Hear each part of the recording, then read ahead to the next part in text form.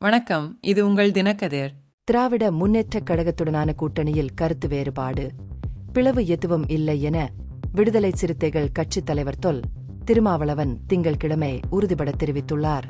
தமிழகத்துக்கு முதலீடுகளை ஈர்ப்பதற்காக அமெரிக்கா சென்றுள்ள முதலமைச்சரும் திமுக தலைவருமான ஸ்டாலினை நேரில் சந்தித்து வாழ்த்து தெரிவித்த பின்னர் திருமாவளவன் இதனை தெரிவித்தார். திருமாவளவனின் கருத்துக்கள் கூட்டணி பற்றிய சமீபத்திய ஊகங்களைத் தொடர்ந்து கூட்டணி ஆட்சியில் அதிகாரத்தை பகிர்ந்து கொள்ளும் விசிகையின் நோக்கம் குறித்த அவரது கருத்துக்களால் தூண்டப்பட்டது. வரும் அக்டோபர் 2ஆம் தேதி நடைபெறவுள்ள மதுவிலக்கு மாநாட்டில் அதிமுக உள்ளிட்ட அனைத்து கட்சிகளுடன் இணைந்து செயல்பட விசிக தயாராக உள்ளது என்றும் அவர் குறிப்பிட்டுள்ளார். இதற்கு பதிலளித்த திருமாவளவன், இந்த விவகாரத்தில் விசிகவுக்கும் திமுகவுக்கும் இடையே எந்த பிரச்சனையும் இல்லை என்று தெளிவுபடுத்தினார். அதிகார பகிர்வு குறித்து திருமாவளவன் கூறியது குறித்து கேட்டதற்கு, முதல்வர் ஸ்டாலினுடனான விவாதத்தின் ஒரு பகுதியாக இது இல்லை என்று திருமாவளவன் குறிப்பிட்டார். எவ்வாறாயினும் 1999ஆம் ஆண்டிலிருந்து விசிகே அதிகாரத்தில் பங்கேற்பதற்காக வாதிட்டு வருவதாகவும் சரியான நேரத்தில் அதை தொடரும் என்றும் அவர் வலியுறுத்தினார். இவ்வாறான விடயங்களை எப்பொழுது மிகவும் வலுவாக வலியுறுத்துவதை தமது கட்சி அறிந்துள்ளதாகவும் அவர் சுட்டிக்காட்டியுள்ளார்.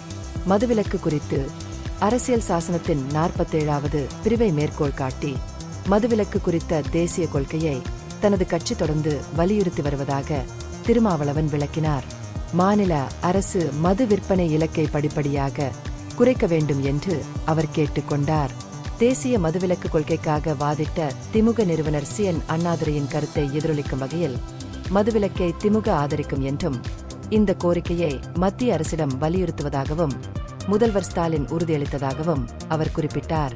வரும் மாநாட்டில் மற்ற கட்சிகள் பங்கேற்பது குறித்து உரையாற்றிய திருமாவளவன், திமுக உள்ளிட்ட எந்த கட்சியையும் தனிப்பட்ட முறையில் விசிக அழைக்கவில்லை என்று தெளிவுபடுத்தினார். இருப்பினும் இவ்விவகாரத்தில் இரு கட்சிகளும் ஒரே கருத்தை கொண்டிருப்பதாக முதல்வர் ஸ்டாலின் ஒப்புக்கொண்டார். மேலும் திமுக தலைவர்கள் RS பாரதி மற்றும் திகேஎஸ் இளங்கோவன் நிகழ்வில் கலந்து கொள்வார்கள். இந்த மாநாடு தேர்தல் அரசியலுக்கானது அல்ல என்றும், குடிப்பழக்கத்தின் பேரழிவு தாக்கம், குறிப்பாக அன்புக்குரியவர்களை இழந்த பெண்களுக்கு ஏற்படும் அழிவுகள் குறித்த விழிப்புணர்வை ஏற்படுத்தவே இந்த மாநாடு நடத்தப்படும் என்றும் திருமாவளவன் வலியுறுத்தினார். இது உங்கள் தினக்கதிர். நன்றி.